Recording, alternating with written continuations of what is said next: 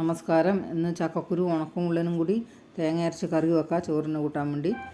കുറച്ച് ചക്കക്കുരു പൊളിച്ച് 2 ഉണക്കമുള്ളനും എടുത്ത് ചക്കക്കുരു കഷ്ണങ്ങളാക്കി കഴുകി കുക്കറിലിട്ട് 1/4 ടീസ്പൂൺ മഞ്ഞൾപ്പൊടി, ആവശ്യത്തിന് ഉപ്പും ചേർത്ത് വെള്ളം ഒഴിച്ച് അടുപ്പത്ത് വെക്കാം.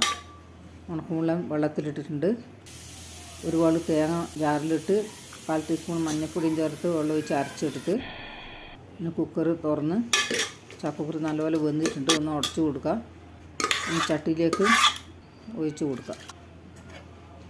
അരപ്പും ചേർത്ത് കൊടുക്കുക. ജാറിൽ വെള്ളം ഒഴിച്ച് അത് ഒഴിച്ച് പിന്നെ വാളംപുളി കുറച്ച് പിഴിഞ്ഞ് ഒഴിച്ച് കൊടുക്കുക.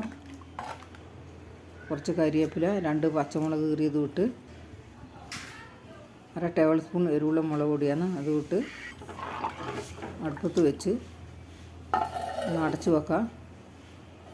കറി ഒന്ന് തിളച്ച് വരുന്നുണ്ട്. അടപ്പ് മാറ്റി ഒന്ന് ഇളക്കി കൊടുത്ത് കറി ഒന്ന് തിളച്ചാൽ മതി. ഇനി വാങ്ങി വെക്കാം. കടുക് വറുക്കാൻ വേണ്ടി ചീൻചട്ടി വെച്ച് 1 ടേബിൾ സ്പൂൺ വെളിച്ചെണ്ണ ഒഴിച്ച് ഇനി മുള്ളൻ വറുത്തെടുക്കണം. മുള്ളൻ വറുത്ത് തണുത്ത് മിക്സീൻ്റെ ജാറിലിട്ട് പൊടിച്ച് ഇനി കറിയിലേക്ക് ഇട്ട് കൊടുക്കണം.